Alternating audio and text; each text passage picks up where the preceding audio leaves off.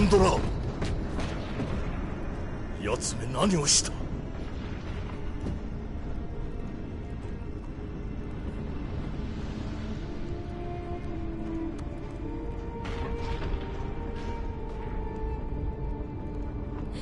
彼があなたとまた話してはならないと。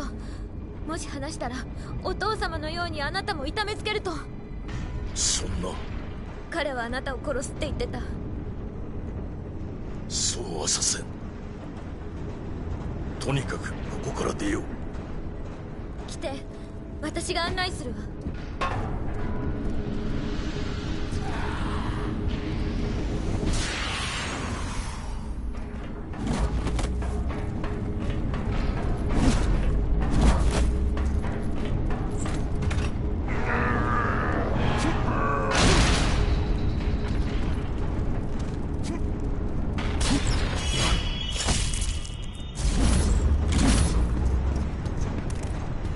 クレイトス、引き上げて。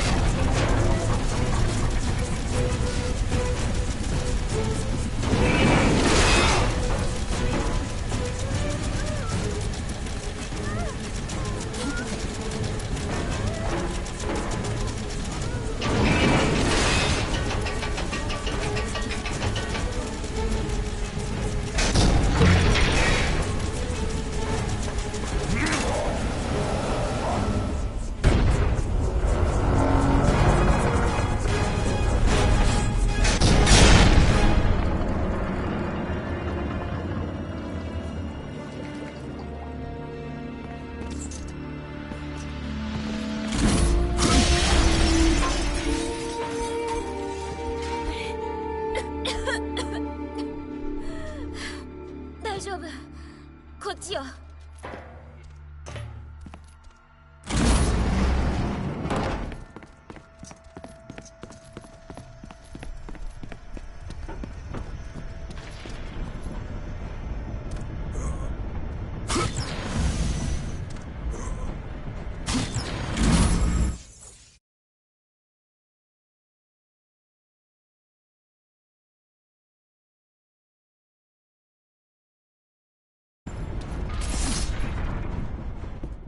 ありがとうクレイトス。旅の終わりには程遠いパンドラ。終わる頃には感謝する気にもならんだろう。私は見た目ほど子供じゃないわクレイトス。今までも恐ろしいことを見てきた。何も怖くないもん。先に何が待ってるか知ってるわ。ゼウスはお父様を拷問したの。私のせいであんなひどい目に。助けたかったけど私怖かったの。ヘファエストスは親の義務を果たした。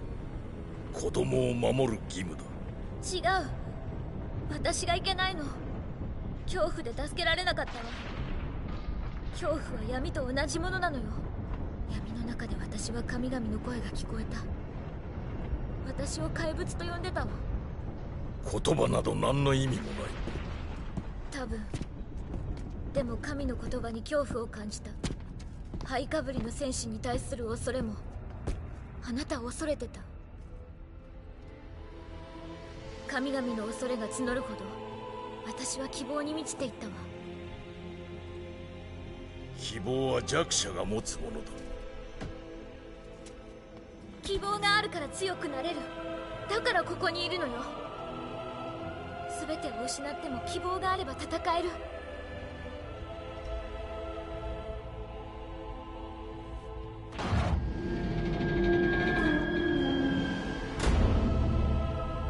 これが希望の結果だ、子供よ。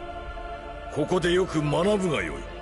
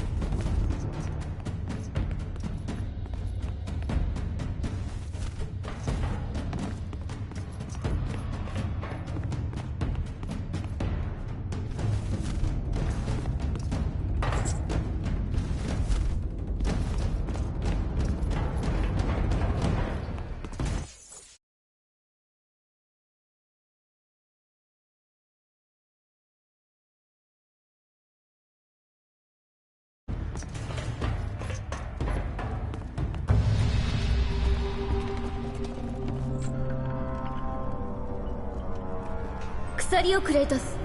鎖がオリュンポスの力の均衡を保ってるとお父様が言っていた。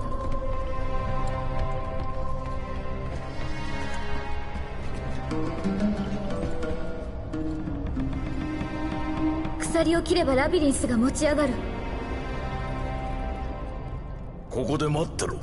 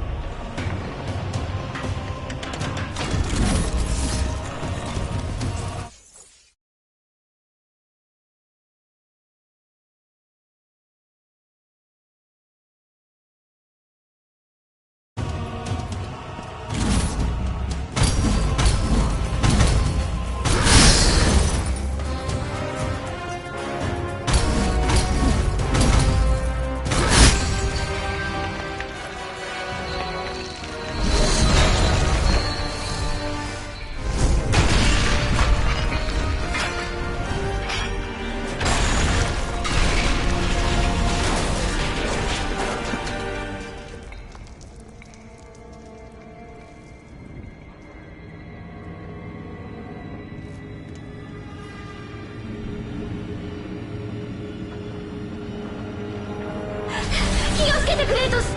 逃げたと気づかれた。急いで。ゼウスの声を追ってくる。お願い、助けてクレイトス、早く。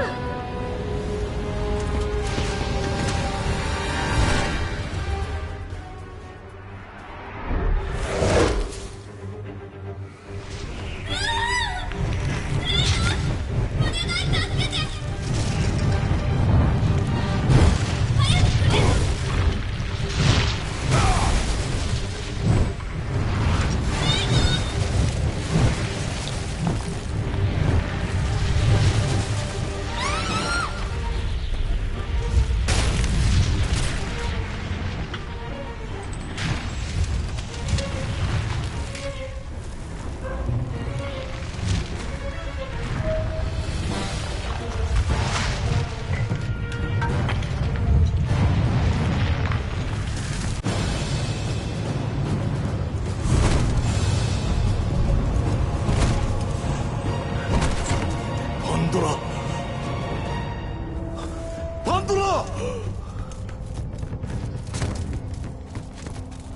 アテナ？大丈夫よクレイトス。目的を忘れないで。ここまで来た理由を思い出しなさい。準備なさいクレイトス。すべきことは何ですか？ラビリンスを持ち上げる。彼女は属すべき場所に。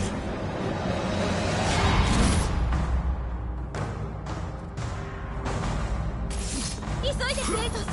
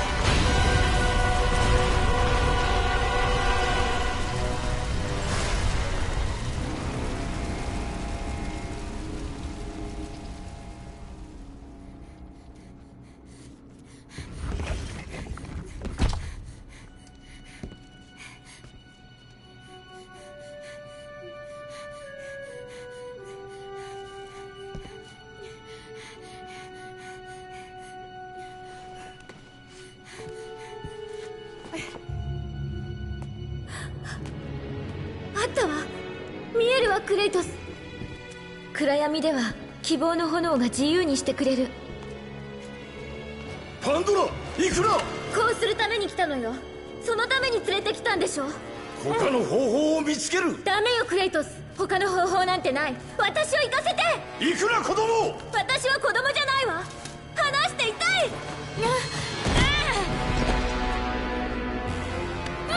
クレイトス、助けて。その子を下ろせゼウス。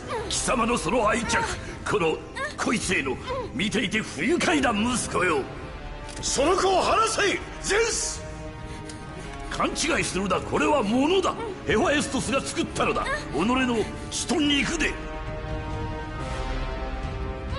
しかしもう手遅れだな、スパルタ人。貴様がパンドラと虐殺した家族からの許しを求めたおかげでオリンポスはひどく大混乱になった。己がしたことを見渡してみるがよい。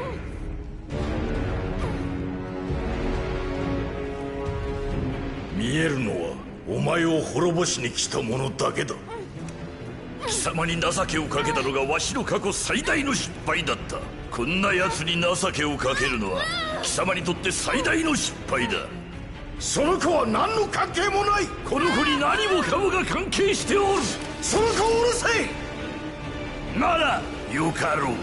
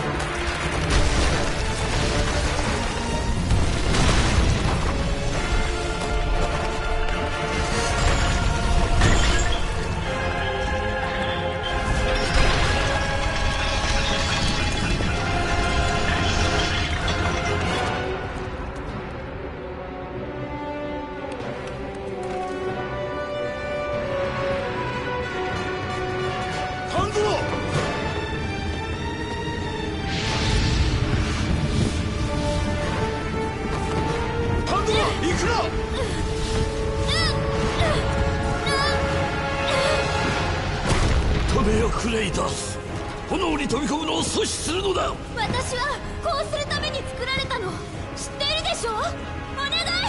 黙れ。クレイトス、もうこうするしかないって知っているでしょ。耳をかすってないクレイトス、惨めな人生一度ぐらい正しく進め。家族を失ったようにその子を失ってもいいのか。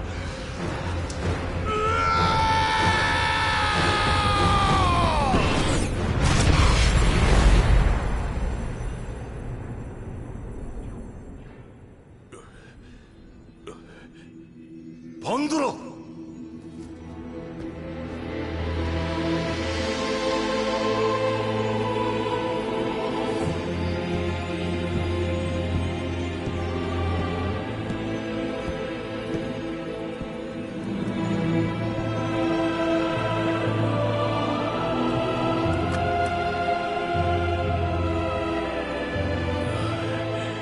神をも殺せる力。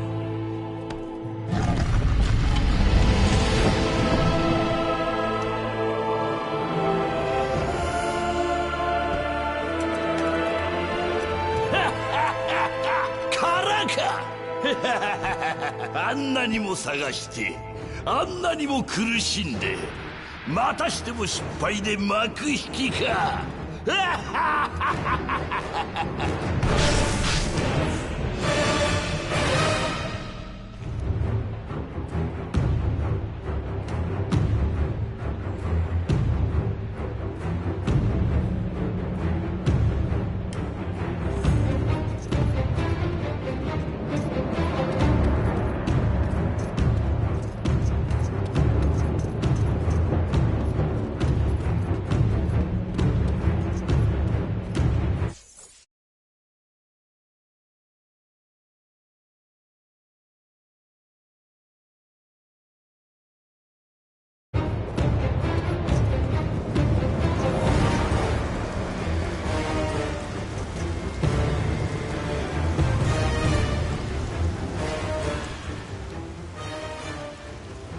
なんてありさまだ。早く貴様を葬って正さね。ここへ来い父よ。全ての決着をつける。賛成だ息子よ。さあ始めよう。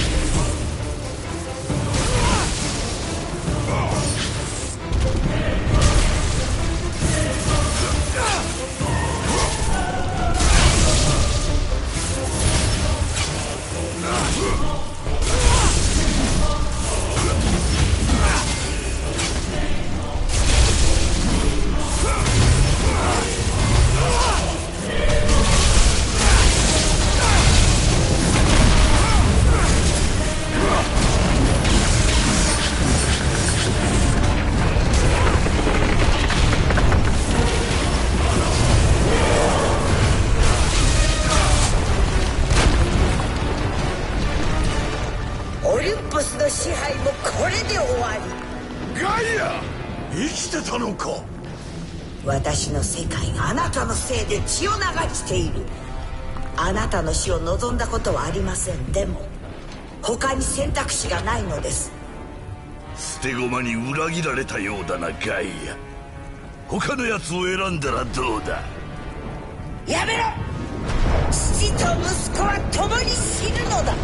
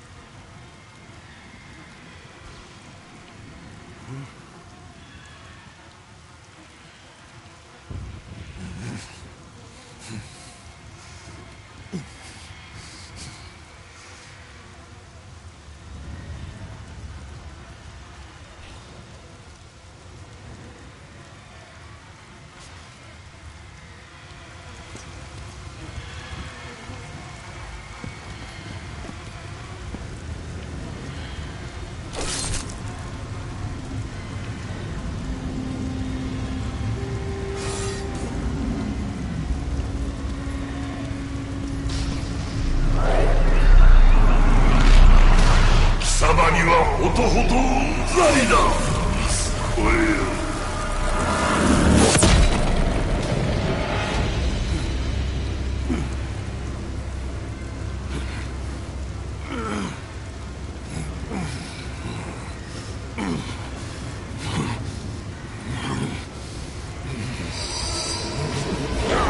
私が貴様を作った。殺すのもわしだ。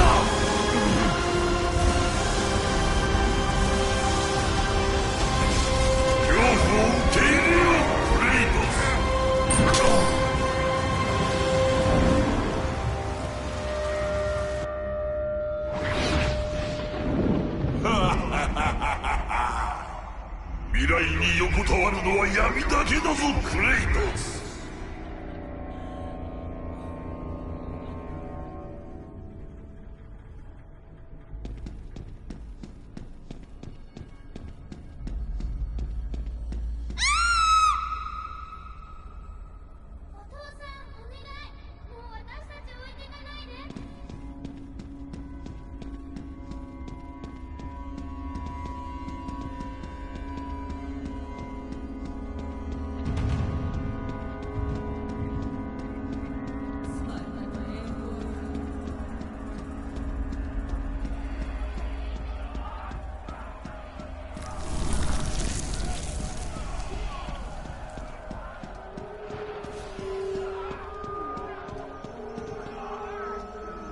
お母さん、何が起きてるの？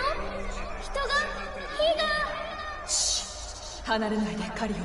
お母さん、私怖いよ。あの人たち襲ってくる？お父様が守ってくれます。この村を燃やせ、燃やし尽くせ。お父さん、クレイトス。お父さん、やめて。ダメ、お父さん、お願い。私が娘、なぜだ。スパルタにいるはずなのに。アレース。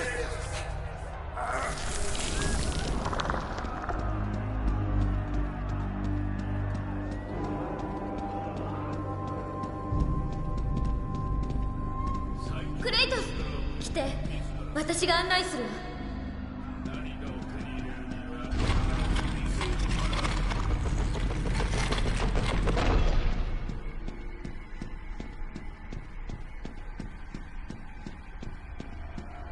急いで、手伝うわ、クレイトス。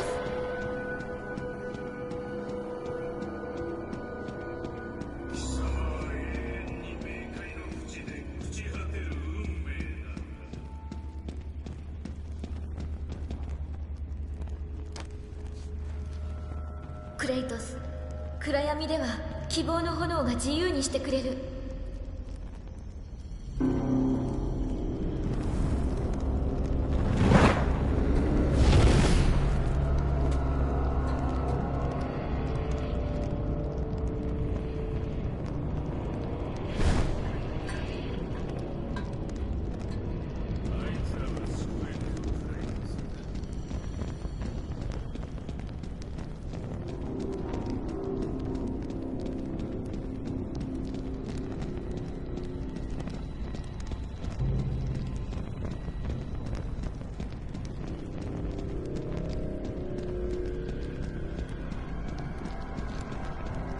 光が見えるでしょう。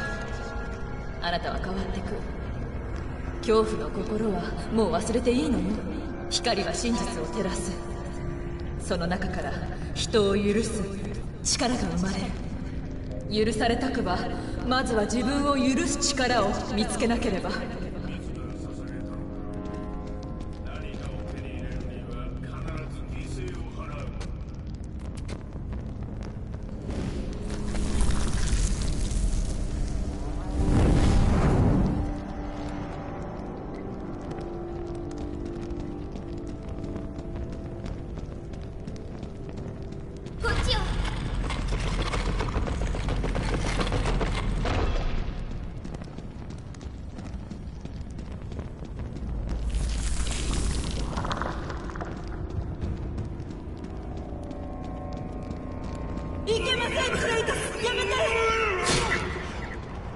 てな、なぜだ。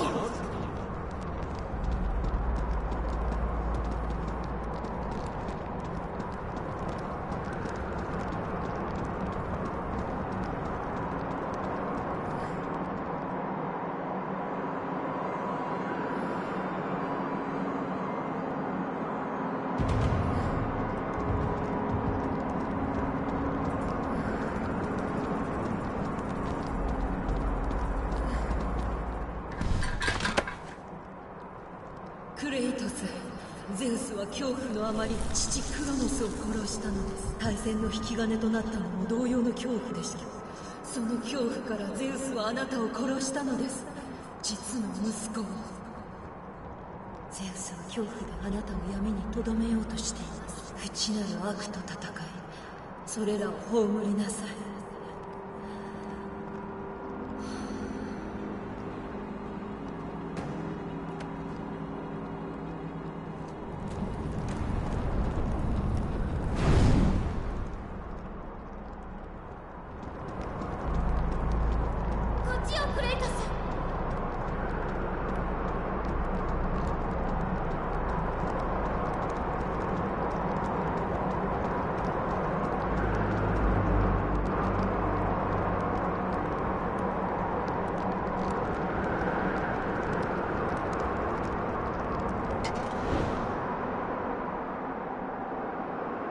神々は私を見捨てたのだ。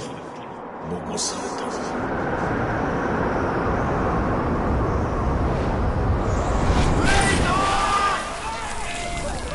覚えているか、スパルタの戦士よ。あの子を傷つけることは許さん。パンドラとかいうあのアバズレとうまくやるがよ。己の宿命は変えられる人間よ。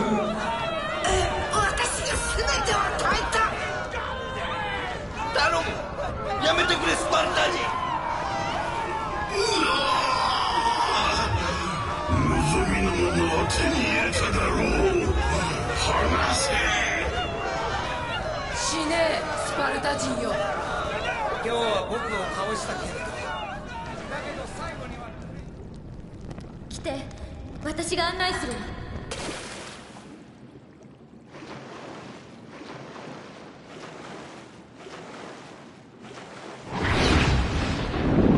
クレイター、わしが貴様を作った。殺すのもわしだ。急いで。なぜ貴様は死ねえ。恐れよ。クレイトス、こっちよ。クレイトス、黙れ。早く。クレイトス、クレイトス、お願い。私を自由の身にして。耳を貸せないクレイトス。惨めな人生一度くらい正しく進め。家族を失ったようにその子を失ってもいいのか。大丈夫よ、クレイトス。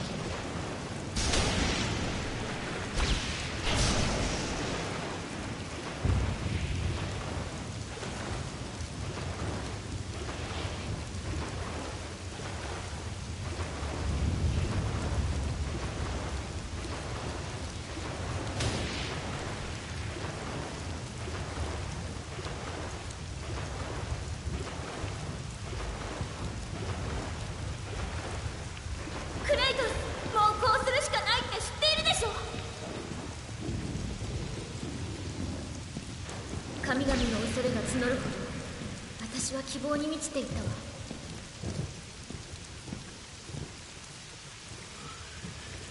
神よ、近く。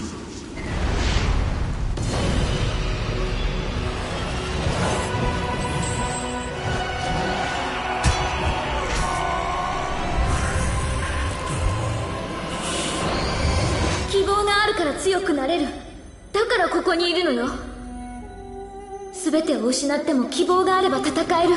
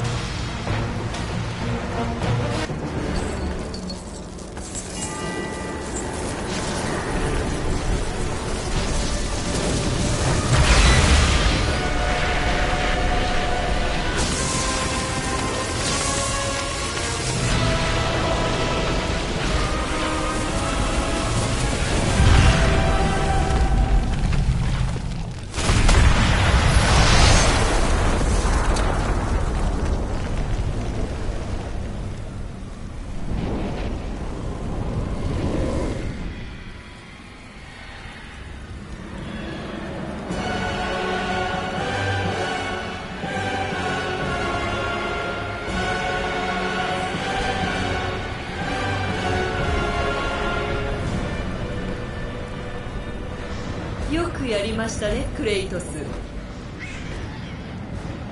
オリンポスの束縛から解放され、混沌とした世界を経て、人類は私のお告げを聞く準備ができたでしょう。周りを見よアテナ。世界は荒れ果ててしまった。お告げなど何になる。どうぞ行きたければ。でも去る前にその箱の中に眠っていた力を渡しなさい。箱には何もなかった。それはありえません。目を見ればわかります。あのゼウスを倒した私の力、今もその力があるはず。わからないのですか？ゼウスが災いを箱に集めた時、再び箱が開かれた。どうなるのかと私は恐ろしかったのです。だから私はこの世で最強の武器を召喚し、その箱の中に入れておいたのです。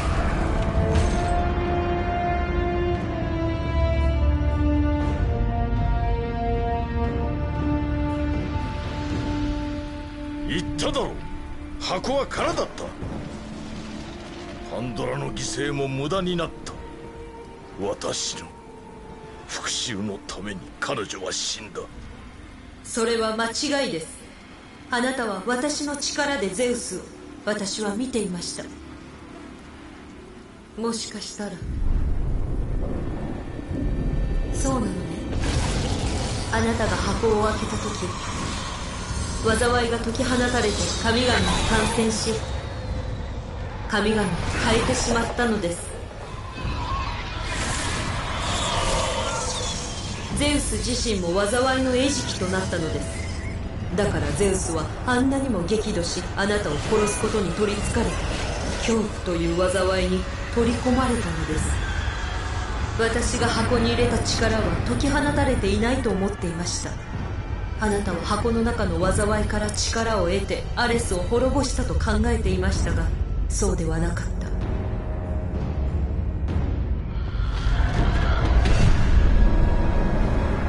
あなたが箱から得た力は私の力。そこからあなたはゼウスでさえも滅ぼせない力を得たのです。恐怖に打ち勝つことのできる大いなる力を。あなたの奥底にあるその力は希望です。隠されていたのです。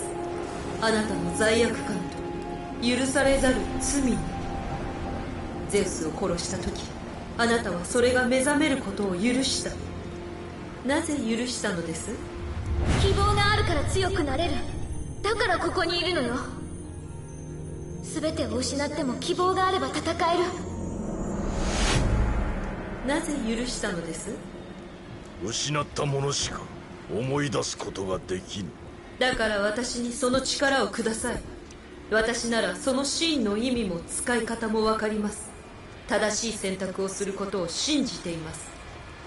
断る。私に借りを返すべきでしょう。貴様に借りなど何もない。私があなたを神とし、オリュンポスの怒りからあなたを守ってきた。私がゼウスへの復讐を与えたのです。全てしまいだアテナ。私を切るつもりですか？二度までも。私の復讐が今終わる。クレイトス、よせ！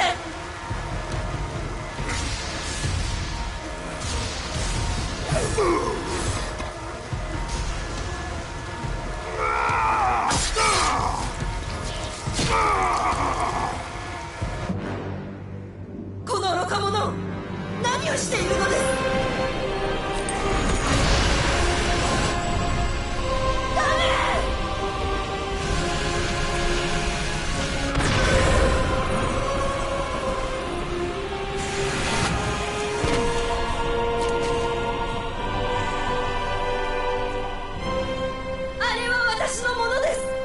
私でなければ持て余してしまう。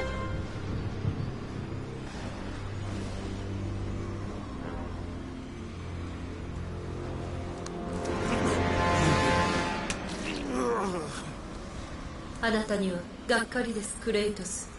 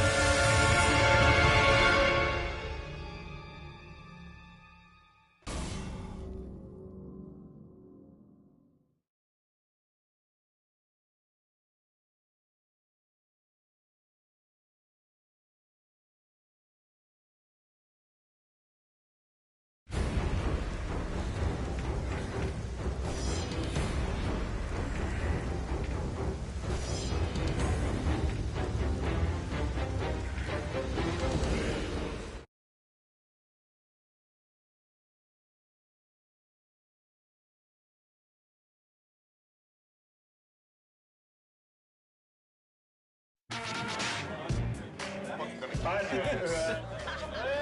of all, welcome to our 4th annual Halloween costume. Lots of beer drinking and brat eating and fun. It's going to be great. I'm very happy with the way God of War 2 came out. Provided we hit our mark, I was pretty confident that our sales would be better than God of War 1, but I was rather skeptical that our reviews would be. God of War 2, I think, at the end of the day, probably equaled, if not slightly exceeded the first, which I was not expecting, and it was quite satisfying. I can't believe I'm fucking doing this. I deserve this one, then. This is the final chapter. So I think big goals for me are to finish this off in such a grand, epic fashion, something that is truly befitting of what we've done, what we've set up in 1 and 2. All right, this is for a revenge story. God of War 2 ended up being everything we ever hoped it would be, and probably a bit more. It got reviewed very well. I honestly feel like it was probably about as good a game as is likely to be made on the PS2, and I'm very proud that we managed to do that. Oh, one big family here at SCEA.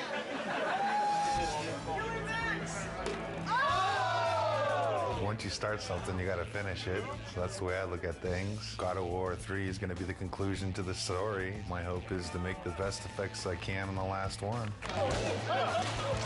When I think of God of War, I think of the best action platformer out there right now. I think other games and other companies look at us and go, how are they doing it?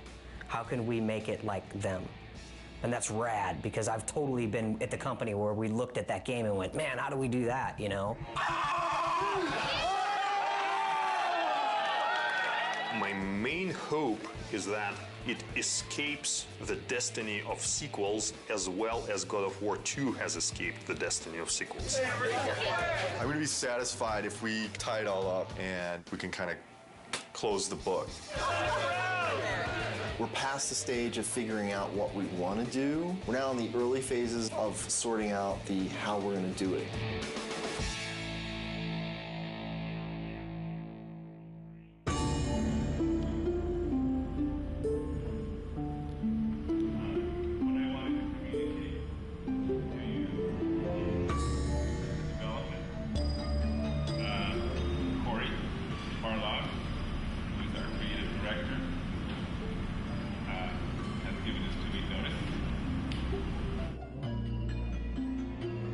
Next Friday will be my last day at Sony Santa Monica.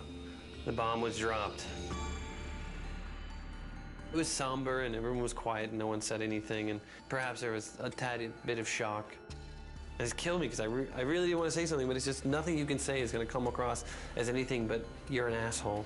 When I heard that Corey was going to leave was kind of annoyance more than anything. It's, you know, it takes a long time to make a successful team as much as a successful product. It's always a pain when a key person in that team decides to move on.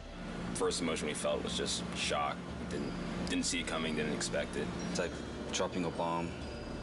Well, it was disbelief, obviously. I thought he would be the last one to leave. Incredibly bummed out, like very, very disappointed. You know, you're never really prepared for something like that, you know. They don't warn you very well either. They just kind of spring it on you. It was kind of a bit of a shock. I never expected that Corey would leave the project, so. But once the initial shock died down, I couldn't help but being a little bit happy for him, so because he was getting to try new things. It kind of puts us in a little bit of turmoil for now, but I think we'll work it out. I'm glad he has the balls to stick to whatever it is that he wants, but I'm also a little pissed that he's leaving us in the lurch, just kind of like holding the bag. I mean, I know I want to be here. If he needs to be someplace else, that's what he's got to do. And I think it's better that it happened at this stage in the project than a year from now, obviously. It obviously is a very difficult choice and a difficult time and not a very happy choice to be making. But, you know, on the horizon, the doors are opening. Of course, it's hard to imagine someone stepping into Corey's shoes. He's amazing. Many people wondered whether we could do God of War 2 without David Jaffe, who did God of War 1, and I think we succeeded at that. I think we can succeed at creating a third version without Cory Barlog. I think it's kind of neat, actually. A different director for each chapter.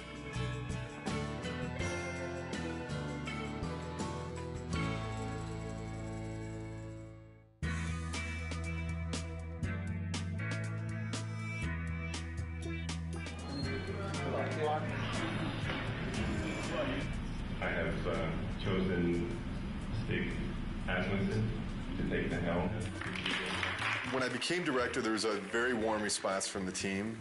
I got a lot of tons of support, and I mean, so far everybody's been super cool. I look back on how Corey handled things and how Dave handled things, and I draw inspiration. I think the most important thing that I got from both of those guys is the fact that they were themselves. I'm super excited about this. You know, this team kicks ass, you know, and it's said a lot, but this type of situation, the kind of garbage that we've been going through in the last month, as far as I'm concerned, this team's second to none. But Stig is fucking amazing. Stig's a pretty good leader, I think mostly because you're probably afraid of him when you first meet him. The entire team really respects him. Everybody communicates well with him, and he's not unfair with any of his decision makings. From my perspective, he is much more easier to work with. He is much more structured and engineer friendly. One of my strengths is to try to lead by example. Hopefully that filters through to the rest of the team and they're able to approach their tasks with total excellence. All those leads from the last game, those key people, they're in place. And that's really where the personality of the studio comes from. That's where the drive of the team comes from, wanting to critique every element and make everything that's in the game the best that it can be. It really is driven from the leads and from the culture of this studio, and that has not changed, even through the turnover. So working on the PS3 is very challenging. It's a lot of new technology and a lot of new techniques are required to make a game on the PS3, which means that we have to learn some completely new techniques for writing our game code. It's also a completely new graphics processor, so we have to learn about those graphics techniques and work out how we expose them to the artist in order to make the best possible art and give the game the look that the art team is interested in. We have a similar set of problems working with the designers. People's expectations for games on the PS3 are much higher. They want to see, you know, more enemies and more complicated effects and, you know, more ragdoll physics on the characters and, you know, realistic looking reactions when you hit people. So yeah, there's a tremendous amount of challenge working on the PS3. God of War 2, the team was able to throw so many things into the game and get things up and running and finding out, is that fun or not? The hard transition for God of War 3 is getting all that to work again because we have so much new technology that has to be built. You know what I'm saying? Everybody has to relearn their own personal expectations and their limitations and how they're projecting their schedules and their tasks and things like that. Everybody is counting on everybody else to kind of make accurate predictions on what they can do. It's tough right now because everything's new. It's so much more involved. That's very worrisome. When are we going to get to the point where we can say something's going to take 4 weeks to do and it's really going to take 4 weeks to do? It's understandable that nobody understands that right now. PlayStation 3, we're able to push a lot more polygons, a lot more texture resolution and detail, so things are hyper realistic. I mean, they're so realistic now that we can actually see pores on skin and hair and eyebrows and nose hairs. You can see everything. We have a lot of work ahead of us. Every character now is like taking 6 weeks, 8 weeks. At least 6 weeks. Yeah, to make one.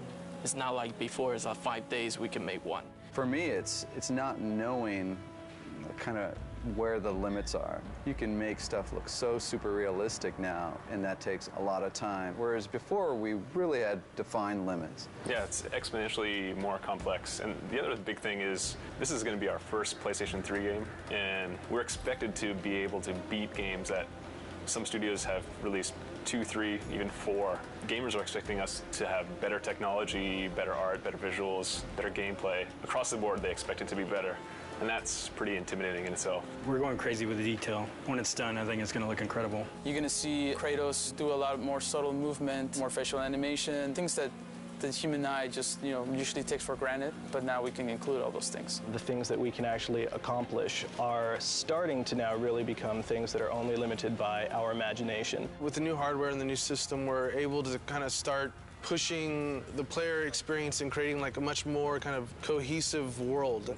And like, the Titan before used to be in a cinematic and now you're actually like running on the damn thing. So it's like, whoa, we're getting there.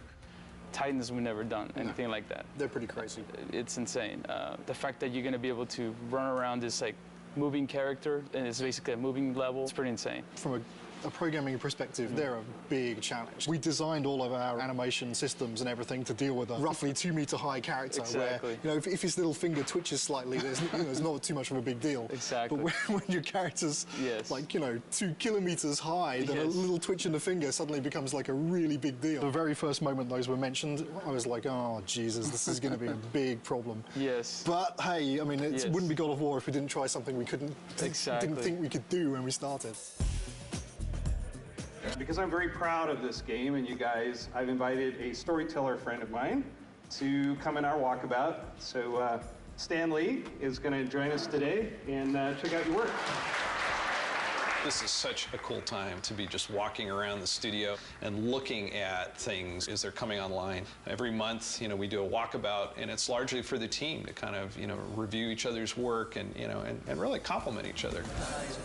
It's a big studio now, there's like 80 people here, and really it's impossible to keep on top of everything that any given part of the group has been working on. It's an opportunity for everyone to see what cool stuff has been going on in the studio. It's a good way of making everyone realize that they're part of a big machine at this point. Plus, everything looks better after you had a couple beers, so it helps to make your stuff look better. Everyone's out to get These are all Olympus, the gods, and they're all bad. All the gods are bad except this guy who's tormented. Yes. He's great. His line is, in the end, there will only be chaos. And then the next game you do is called Chaos. That's a great sequel. There you go. Zeus's brother Poseidon. Terrific. Terrific drawings. Hera. Yeah. I love to write dialogue. Maybe we could try something new. A video game with lots of dialogue. I'm sure it would sell like a bomb. And I love the way this hand is there. Oh, gosh. Oh, yeah, and then when he moves the hand, we'll like make that to kind of get destroyed a little bit and get all kinds of dust flying off of it. This is one of the best things I've ever seen. Cool. That is beautiful.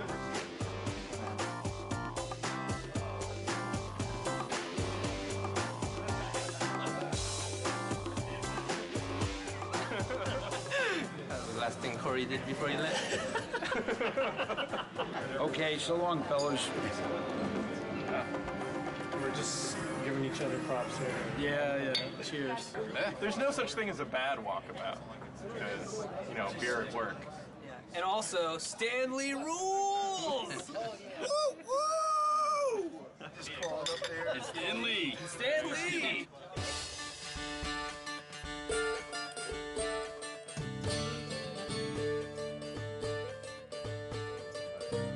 I'm fine with it as long as we make it seem like it's in-game as much as possible. I'm still learning every single day, and I imagine that process won't ever end. And there's so many things that you can learn from every individual on this team.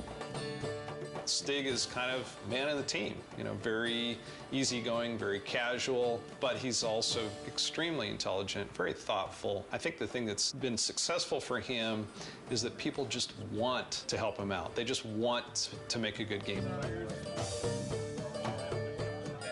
Stig just keeps pushing along. He's got 2 brand new twins at home, and yeah, it just keeps on He's got this other baby, this big baby on his back right now, so he's doing great. Since last Halloween, we made a lot of progress. We've got the story of the game done. We've got the whole design direction completed. 3 months from now, we're going to be doing our press event. Everyone gets to go home early! The first couple times when Stig addressed the team, it was so clear how nervous he was. He would kind of stumble on his words, and he'd literally, turn red, like a stoplight. It was really kind of endearing. But then to watch him sort of evolve, and honestly, I think I was a little bit concerned that, our game director is our public face. And we actually gave him, some media training. And Stig actually asking people, he says, honestly, I don't want to think about all this stuff. I just want to be myself. Is that okay? And they said, you know what? Absolutely. That looks good. Oh, wow. That's how tall Kratos is. He's probably closer to the size of this guy. Will is our stand-in Kratos when Kratos isn't here. I'm about as close as you can get. We picked the venue and the location for the spot, and we brought all the media here. We have something like 60 people here from the media. I can't wait for them to see the actual gameplay. But these guys are going to be thrilled. Love Kratos. Kratos is hot. up a god or destroying Olympus. I do love the violence as well. You know, the women are very beautiful in the game as well. I can't wait to see what new characters they've brought to us, what new enemies, and I'm really excited. I also want the sizzle, you know? Maybe we can just focus it in a little bit more. We can play with that a little bit. Yeah. The development team has worked so hard on this project, so it's really fun to see when all their hard work comes to fruition. I'm going to get through the first couple slides up here, and then I'm going to start to walk around. Nobody has seen the gameplay outside of our studio, so this is going to be the first time. I want to get this over with. I'm nervous, but I'm also excited about this. I think we've got something really cool to show. I'm looking forward to seeing people's reactions. Can we play it? This is our first big kind of press thing. There's definitely some nerves with that. Anxious. I'm definitely anxious. The best thing that could happen today is people think it's awesome. You know, it totally kicks ass. The worst thing that could happen today is that people just flat out think it sucks. I don't think that's going to happen, but you never know with these media people.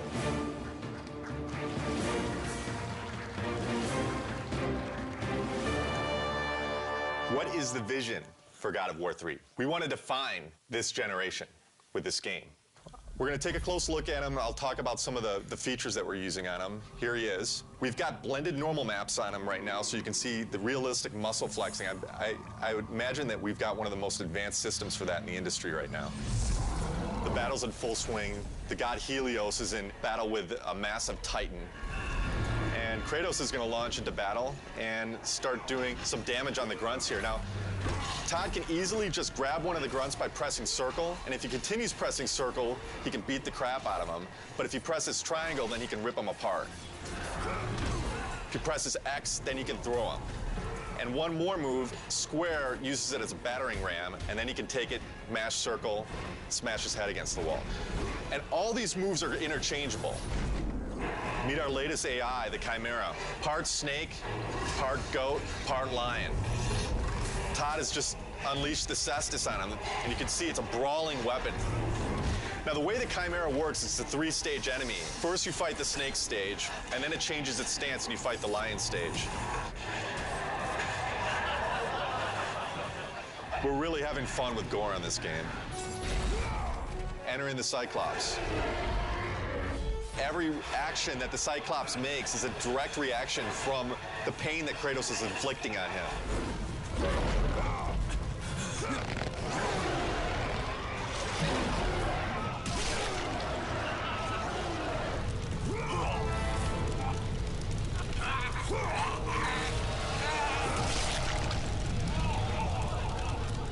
Well, that's our newest upgrade, the Helios head. It can be used to reveal secrets. Todd has now found the door of Eos. Another thing the Helios head can be used as is a lantern in darkened areas. This is our newest form of travel in God of War, Icarus Ascension. Todd now has full flight controls over Kratos and basically dodging gameplay.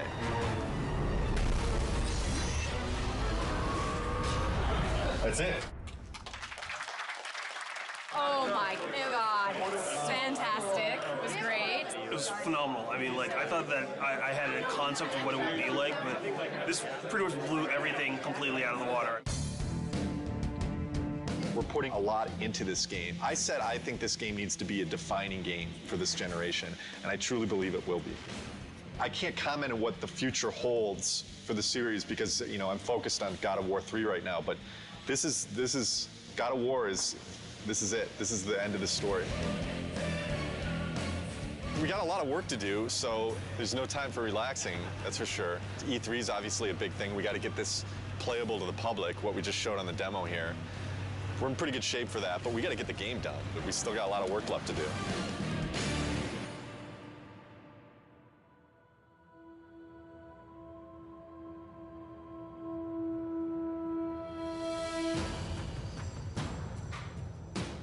Right now for E3, pretty nervous about it. Nervous, I mean, think nervous isn't a bad thing. You know, you should be nervous. Your nerves should be on edge or else you're not going to get the thing done right. It's kind of ironic that most people would have been happy with the reaction for the press demo, and we were kind of like, we could have done better. We've undertaken to basically change the rendering path between February and E3 to make it look much prettier and much more next-gen. We have this amazing capacity to never know when to stop. Hopefully it'll all come together. I think it will. It's looking very nice. We definitely know how to pressure ourselves. This team sets the bar really high. We could settle for a lot less and probably be a lot closer to being done, but with this group, they're never satisfied. Yeah. We never do things the easy way. Personally, I'm worried, but then I think it's good that I'm worried because that forces me to actually get this shit done. Good. There's definitely pressure, self-created pressure, and then pressure from other departments just to get everything done. We're all just trying to do our best. I think the most pressure we get is from ourselves. Every team is always looking at the other team's work and commenting and critiquing. Yes. So we're really pushing each other the most, I think. It's a lot of back and forth.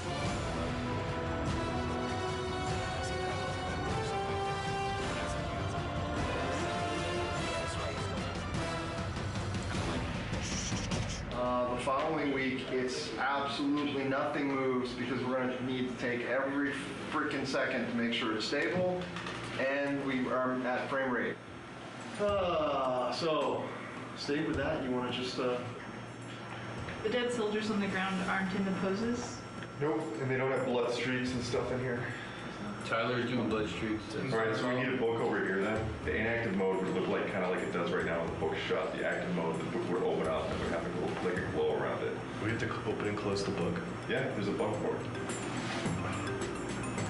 We should have known that when we built it, because we didn't build it to open and close. Wait, you need the book to open and close? Yeah. There's no limit to good ideas, but there is a limit to how many of those good ideas that you can actually implement. And even if you make decisions and you make progress on things, it doesn't mean that you can get all those things done. We need to be able to tell people this thing is active now. Can we remove it for E3? Are you serious? No, I'm not. I mean, there's a lot of other shit here to get done besides getting a book to have in an active states. Let's say we don't do the open and close for E3. It would just have a glow effect and a light that comes with it, and that's it. Do we just put a sparkle on it then? Absolutely have any compromise for the schedule right now. I have to trust production, and I have to trust the fact that they're telling me that we can't get things done. So I feel like there's little things that have been compromised. I don't know that the player's going to necessarily miss them, but I sure am. It's part of making games. You don't always get what you want. This seems like harder than the last time I played it. We'd have to keep in mind that somebody from the street is going to be playing with those harpies. And I don't know, the way it looks right now, on 3 tries, people will throw down the controller. The stuff we just went through, pretty rough. It's a little frustrating from the respect that it's been kind of at this state for a long time now. Kind of wondering when it's going to get fixed. The struggle or the challenge. If it doesn't get fixed this week, we're screwed. This is sprint week, meaning we're making a big push this week to get a lot of work done and make some headway going into E3. As far as crunch goes, we're not going to call it crunch anymore. We're going to call it a sprint, and then everything will be fine. So as long as we do that. Change the name, it'll all be fine. Tonight's the first night of crunch. Yeah. Yeah, so... We don't like the euphemism sprint. Fuck. I hate crunch. It sucks.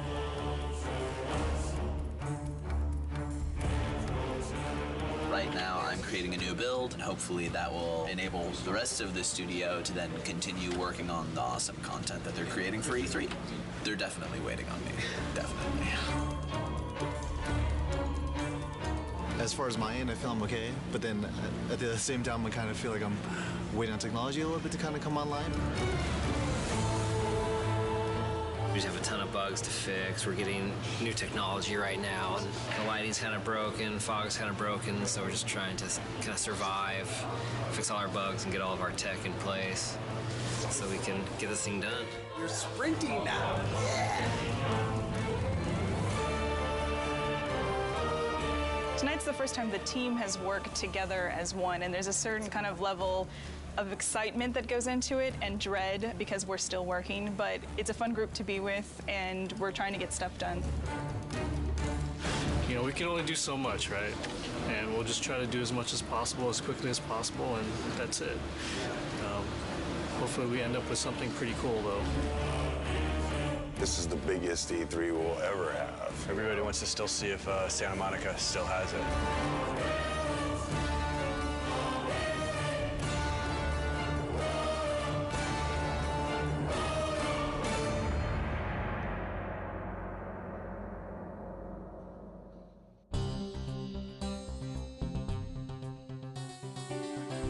Last 2 weeks have been very, very intense. I actually got here this morning a half hour before the shrine actually opened to deliver live code for what we're playing this morning. I didn't have that code until yesterday afternoon. The Sony press conference is their big moment, you know, 2 hours to like show all the new stuff they have.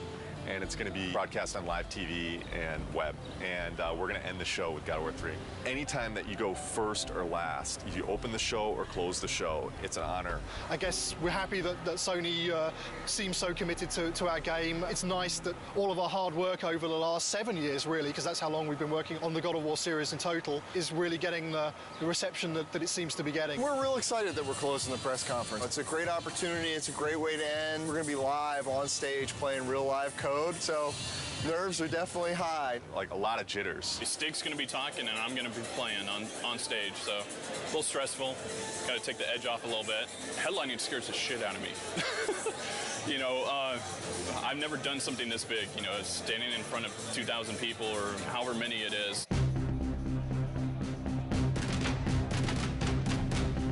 This is one of the most eagerly anticipated games of this generation.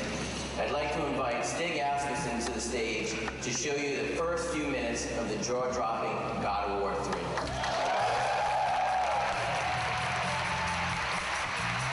We at Sony Santa Monica Studios are excited to be able to present this live demo of God of War 3. God of War 3 is the final chapter in our fantasy trilogy, based on the dark side of Greek mythology. Now our design director, Todd Pappy, will take point on the controls, and we'll get into our demo.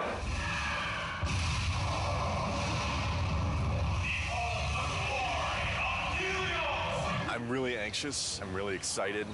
This is a really important moment for the team. It's important for the game. I hope that we make the impression that we always strive for.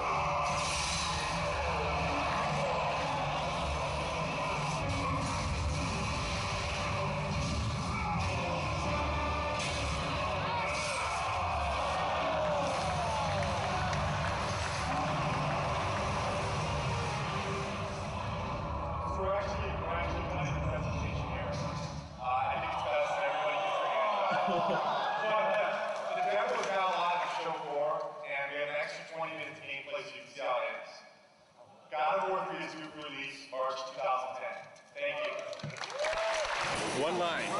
Amazing, fucking awesome. People really seem to dig it. This went well. I don't see how it could have gone any better.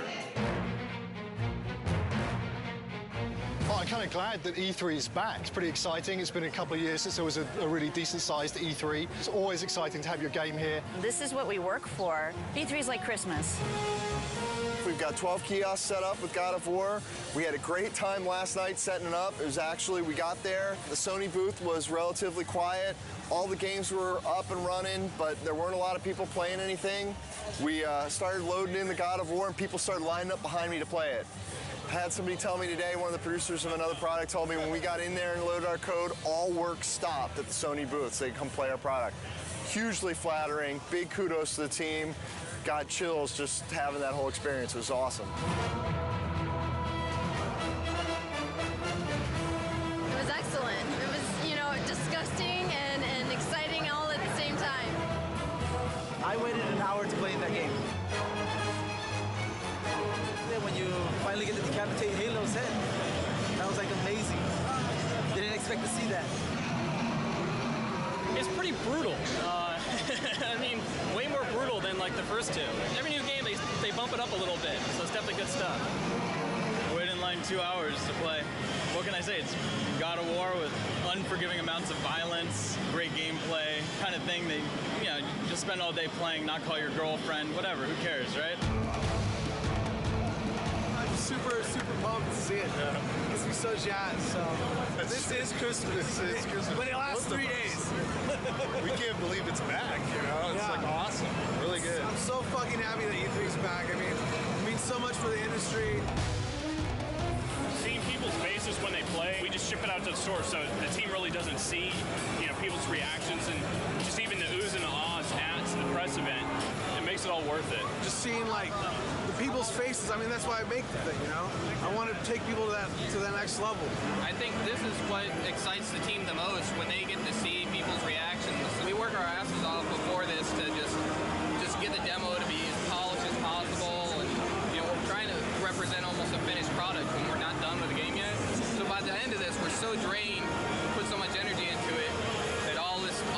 somebody coming from the outside just builds us back up and gives us that ability to finish the game.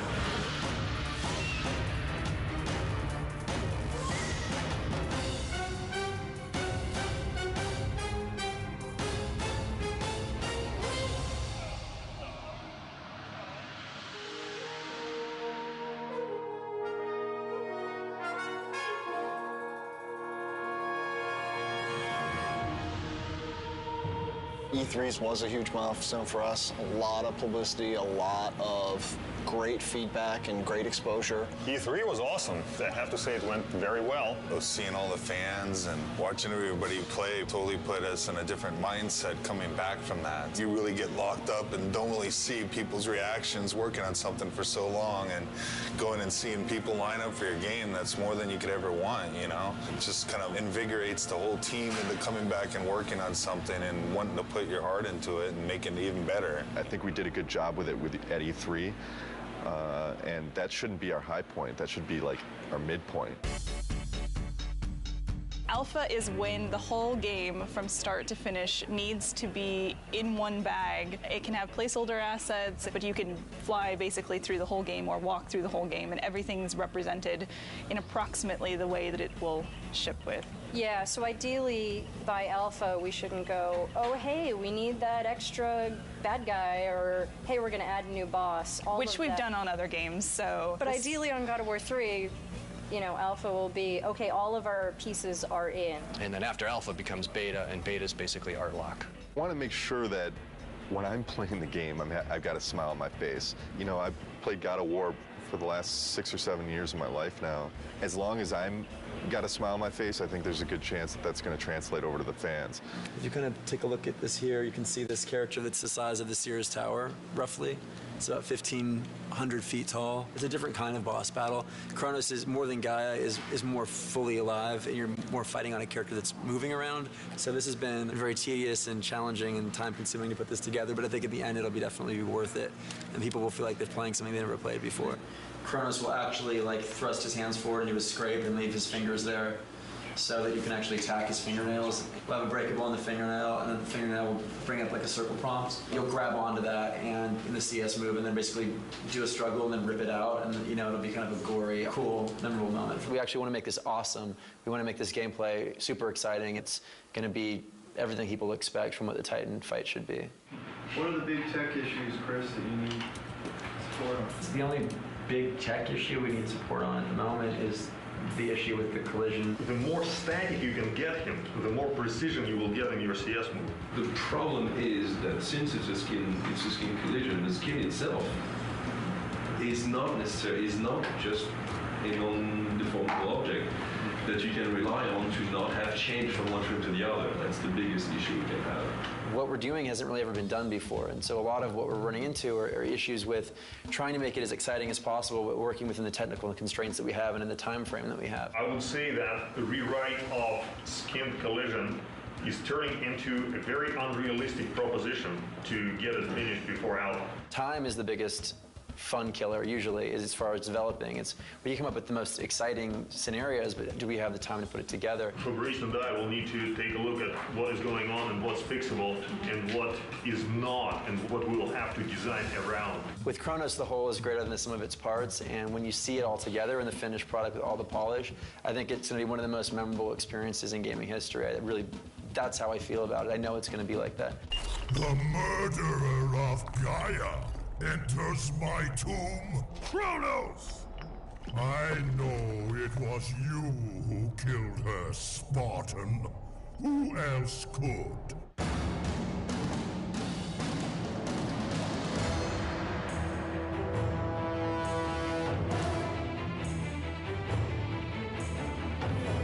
About a month back, maybe 6 weeks back after Alpha, we were looking at the end of the game and we felt like there was a lot of fighting and it didn't really tie into the story. We had a couple brainstorming meetings and we came up with this idea that it would be really cool to go inside Kratos' head.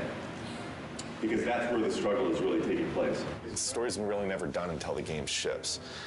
And we're always tweaking it and modifying it. But I really like working on the story. Kratos is going to have this emotional struggle inside of his head. And, you know, really the object of this game is he has to realize that he has hope inside of him, the power of hope. And that's what he originally got when he opened up Pandora's box. He didn't get the evil things, he got the good things. And I think it's going to be a really, really fitting end to the trilogy. Keep in mind, you know, we're very close to beta here, and this is the big stretch. And we really, really, really got to be zipping things up. Let's do it. That's all I got. That's all I got.